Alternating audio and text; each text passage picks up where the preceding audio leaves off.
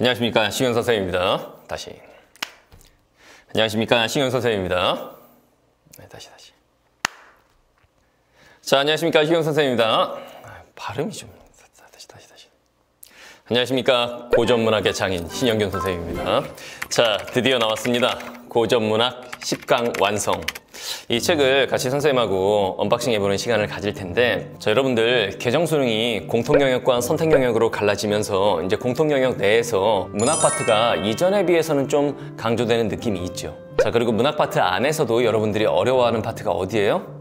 고전문학이죠. 고전 시가, 고전 산문. 이 영역을 여러분들이 굉장히 어려워한다는 거 선생님이 알고 있습니다. 그래서 선생님이 고전문학 전용 강의를 개설을 하게 됐어요. 뭔가 두근두근하고 기대가 되죠?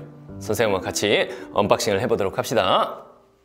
자, 우선 표지를 살펴보기 전에 선생님의 고전문학 강의가 일반적인 고전문학 강의나 고전문학 교재와 뭐가 다른지부터 좀 얘기를 할게요. 일반적으로 여러분들 보통 시대 순으로 작품을 쭉 나열을 해놓고 한 작품 한 작품을 살펴보는 그런 방식으로 보통 구성이 되어 있을 거야. 자, 어차피 문학 교과서에 나와 있는 대로 시대 순으로 작품을 쭉 나열해놓고 배우면 여러분들 금방 까먹잖아요. 그래서 선생님 같은 경우에는 단순히 개별 작품들이 아니라 단순히 시대 순으로 나열된 게 아니라 어떤 시대에 어떤 작품이 나오더라도 설사 그게 원문으로 출제가 된다 할지라도 우리가 이 지문 자체를 읽어내는 어떤 능력을 키우자라는 걸 목표로 두고 교재를 만들고 강의를 구성을 했습니다. 알겠죠? 자, 그럼 표지를 한번 살펴보도록 합시다.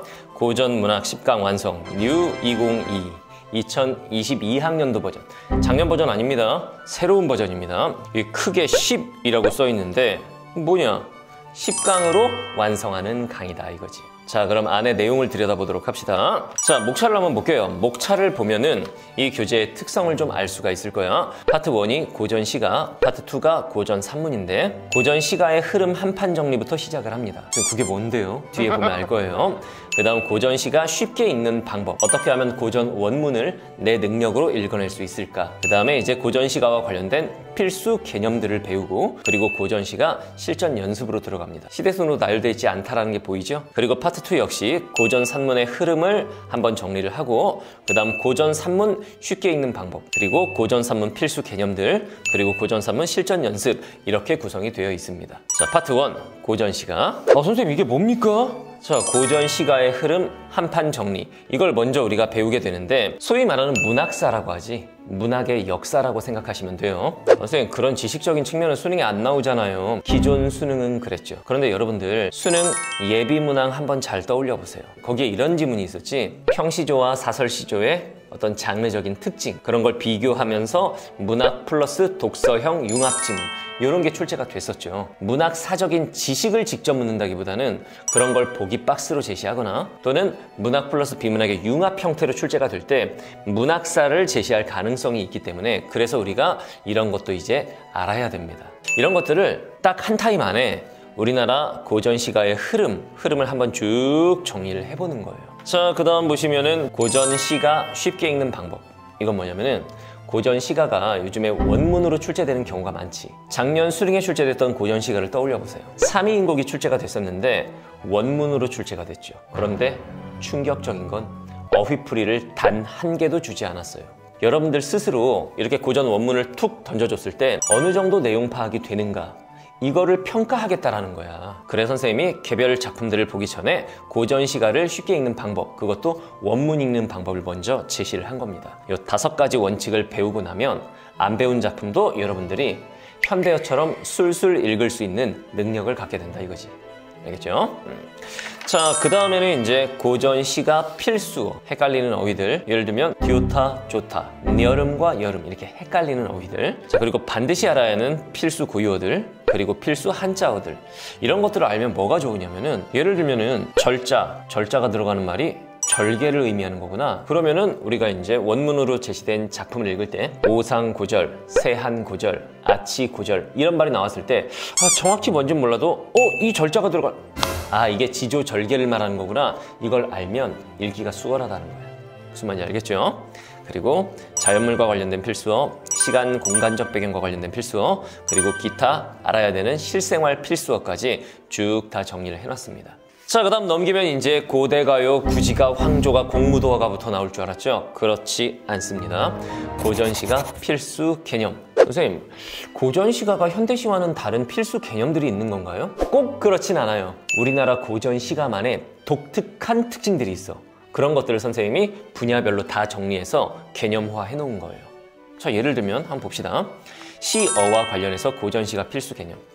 고전시가에 쓰이는 시어의 특징이 어떤 것들이 있는가. 그걸 또 세분화해서 그리움이나 외로움, 이별의 정환과 관련 있는 시어들, 빈 배, 강, 물, 그리고 새, 석양, 이런 시어들이 나왔을 때 어떤 의미를 갖게 되는가. 자, 그리고 작품으로 원리 읽기라고 해가지고 해당 개념과 관련 있는 작품을 원문으로 수록을 해놨어요. 원문 읽기 연습을 자동으로 하게 되는 거지. 자, 그리고 이제 자연 속의 삶과 관련 있는 시어들, 유교적 사상이 반영된 시어들, 이런 식으로 이제 구성을 해놓은 거예요. 그 다음에 여기 보면은 고어 해석의 원리. 고어가 제시가 됐을 경우, 다시 말하면은 현대어와 다른 식의 표기가 나왔을 경우 굉장히 당황스럽죠. 예를 들면 어디라는 단어가 나오면 어떤 친구들은 자기 맘대로 시옷을 빼버리고, 그러니까 어디라는 뜻이구만, 이렇게 지 맘대로 해석을 해버립니다. 그러면 큰일 나요. 이런 고어 해석의 원리, 이걸 배우게 되는 거예요. 알겠죠? 자, 고전시가 필수 개념, 이번엔 화자에 대해서. 고전시가 화자들은 현대시와는 다른 독특한 특징을 보여주는 경우들이 많이 있지. 그런 것들과 관련해서 개념을 배우고 해당 작품을 이렇게 배워보는 거예요. 자, 예를 들면은 서민층 화자와 상류층 화자. 서민층 화자의 작품에는 시어는 어떤 것들이 활용이 되고 어떤 어조를 보이며 중심 화제는 어떤 것들이고 어떤 식으로 현실에 대응하는가. 반면에 상류층 화자는 어떠한 특징을 갖는가. 그리고 작품으로 원리 읽기를 보면 서민층 화자가 나오는 작품, 상류층 화자가 나오는 작품을 바탕으로 우리가 개념을 이해해보자. 이런 식으로 구성이 되어 있는 겁니다. 알겠죠? 자, 그 다음에 고전시가의 화자의 정서와 태도, 비판 풍자적 태도, 해당 작품 이런 거, 그리고 체념적 태도, 염세적, 도피적 태도, 이런 식으로 개념 정리가 되어 있습니다. 그러니까 이런 것들을 배우고 나면 우리가 어느 시대에 어떤 작품이 나오더라도 아, 이거는 대상을 예찬하는 태도를 담은 작품이구나, 이런 것들을 우리가 알게 되는 거겠지. 자, 그리고 고전시가 필수 개념 3강은 표현과 운율에 대해서. 고전시가에 잘 나오는 표현상의 특징들을 개념을 배우고 해당 작품. 자, 예를 들면은 뭐 원령체가 뭔지 아나요? 동동이나 농가 원령가, 이런 작품들이 원령체 작품들이지, 현대시에는 원령체로 쓰여 있는 작품들이 거의 없거든. 고전시가에 잘 나오는 표현상의 특징이라고 할 수가 있겠지. 원령체가 뭔지를 배우고 그에 해당하는 작품을 배우고, 그리고 선경후정, 그 개념을 배우고 해당하는 작품을 배우고, 이런 식으로 교재가 구성이 되어 있습니다. 자, 그 다음 고전시가 4강은 미적 특질. 자, 여러분들 예를 들면 비장미, 골개미, 순고미, 우아미, 이런 우리나라 문학작품의 미적 특질에 대해서 들어본 적 있죠. 예를 들면은 미적 특질, 한의 정서, 해악과 풍자, 그 다음 조화와 풍류, 그리고 선비정신과 지조, 이런 것들과 관련해서 우리가 개념을 배우고 예시작품을 통해서 내 걸로 만드는 시간을 갖게 될 거야. 자, 그 다음에 고전시가 필수 개념, 고전시가에 잘 나오는 주제. 예를 들면 불교 및 유교 사상과 관련된 작품들, 비판과 풍자 정신을 보여주는 작품들, 그리고 어떤 주술적인 주제를 갖는 작품들, 늙음에 대해서 탄식하는 작품들, 이런 식으로 폭넓게 고전시가에 잘 나오는 주제와 해당 작품들을 우리가 들여다보게 될 거라는 거지. 자, 이렇게 개념을 다 배우고 나면 이제 뭘 해봐야 돼요? 적용을 해봐야 되겠지. 그래서 뒷부분에는 실전 연습이라고 해서 실전 문제가 들어가 있는데, 이 문제 부분을 선생님이 어떻게 구성을 했냐면은 점점 뒷부분으로 갈수록 어려워지게 구성을 해놨습니다. 그리고 또 뭐도 수록이 돼 있냐면은 예비 수능에 출제됐던 문학 플러스 독서, 융합형 지문과 문제도 이렇게 출제를 해놨습니다. 거의 구성이 퍼펙트하다고 볼 수 있겠지.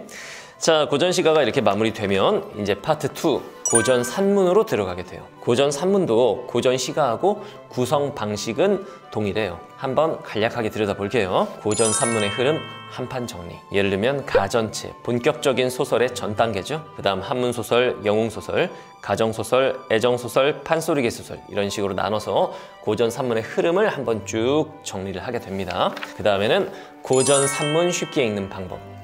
이 고전 산문 파트가 여러분들 시험장에서 뭐가 문제가 되냐면 시간이 문제야, 시간. 어떻게 하면 고전 문학을 좀 빠르게 읽고 빠르게 볼 수 있을지도 여기 안에 다 담겨 있어요. 그리고 나서 고전 산문 필수어를 선생님이 분야별로 나누어서 총정리를 해놨습니다. 자, 그 다음에 이제 넘어가면 이제 고전 산문 필수 개념. 인물과 관련해서 제자 가인형 인물이 무엇인지를 배우고 그 개념과 관련해서 해당 작품을 우리가 들여다봅니다. 그리고 가전체와 관련해서 의인화된 인물들, 새롭게 등장하는 조선시대 후기의 근대적 인물을 주인공으로 하는 작품들, 이런 것들을 우리가 바로바로 배우게 되는 거예요. 그 다음에 산문의 두 번째 파트는 고전 소설에 잘 나오는 갈등. 자, 예를 들면 이런 거죠. 자, 현대 소설과 다른 고전 소설에 잘 드러나는 갈등 뭐 있죠? 신분적 갈등. 자, 대표적인 작품 한번 떠올려 보세요. 그렇지, 홍길동전. 이런 신분적 갈등을 담은 작품들, 그리고 사회 부조리와의 갈등, 그리고 국가적인 갈등, 그런 것들을 이렇게 폭넓게 개념을 배우고 해당 작품으로 이어지는 구성이야. 자, 그 다음에 고전산문 필수 개념 세 번째, 사건과 구성. 고전소설은 평면적 구성으로 되어 있는 작품들이 많고 일대기적 구성을 보이는 작품들도 많아요. 그리고 고전소설의 특징, 해피엔딩. 그리고 환몽 구성, 딱 떠오르는 작품이 구운몽, 이런 작품들이지. 그리고 적강 구성, 현대소설에는 적강 구성 이런 거 거의 없습니다. 그러니까 이런 식으로 현대문학과 다른 고전문학만의 독특한 특징들이 있단 말이야. 그런 것들을 배우고 해당 작품으로 들어간다는 얘기야. 알겠죠? 자, 이어서 고전산문 필수 개념 네 번째, 표현과 문체. 편집자적 논평. 서술자 개입 편집자적 논평은 고전소설의 주요 출제 요소잖아. 그 개념에 대해서 배우고 서술자 개입을 빠르고 쉽게 찾아낼 수 있는지, 그와 관련해 선생님이 방법을 가르쳐주고 그 다음에 해당 작품을 한번 읽어보는 거야. 알겠죠? 자, 그 다음에 고전산문 필수 개념 다섯 번째, 주제와 배경. 예를 들면 유교적 규범을 강조하는 작품들, 그리고 연정, 남녀 간의 사랑과 관련된 작품들, 그리고 불합리한 사회 제도를 비판하는 작품들, 고전소설의 독특한 배경, 불교, 유교, 도교 사상, 이런 것들이 반영된 작품들이 무엇이 있는지, 이 지문의 어느 부분에 그런 사상적인 배경이 드러나는지, 그런 것들을 우리가 이 예시를 통해서 배우게 됩니다. 알겠죠? 자, 이렇게 개념을 다 배웠으면 뒷부분은 이제 실전 문제가 나오는데, 고전 시가 파트처럼 난이도별로 이렇게 구성을 해놨어요. 첫 부분에는 조금 쉽고 익숙한 작품들, 그 다음에 이제 뒤로 갈수록 난이도가 조금씩 높아져요. 자, 그리고 문학 플러스 비문학 융합 지문이죠. 이렇게 문학사와 관련된 비문학 지문이 제시가 되고 그에 해당하는 작품들. 자, 이 모든 것을 다 담았는데 교재가 113페이지. 만약에 선생님이 교재를 단순히 시대순으로 작품별로 이렇게 쭉 나열만 했다면 교재가 더 두꺼워졌을 수도 있어. 그런데 그렇게 구성을 하지 않았기 때문에 정말 우리가 알아야 되는 필수적인 내용들을 배우면서도 교재가 이렇게 슬림하게 나올 수 있었던 거야. 알겠죠? 자, 교재를 본 소감이 어때요? 여러분들이 고전문학을 좀 더 폭넓게 진짜 필수적으로 알아야 되는 내용들, 그런 것들을 공부할 수 있도록 잘 설계를 해놨습니다. 자, 이 교재를 받고 싶은 친구들, 그것도 선생님의 사인 교재를 받고 싶은 친구들은 이 영상 밑에 댓글을 남겨주세요. 첫 번째, 이 교재를 본 소감. 두 번째, 내가 왜 이 교재를 받아야 하는가. 세 번째, 본인의 이메일 주소를 댓글로 남겨주면 선생님이 10명을 선정을 해서 정성스럽게 응원 문구와 함께 사인을 해서 집으로 보내드리겠습니다. 알겠죠? 지금 바로 댓글창으로 달려가세요.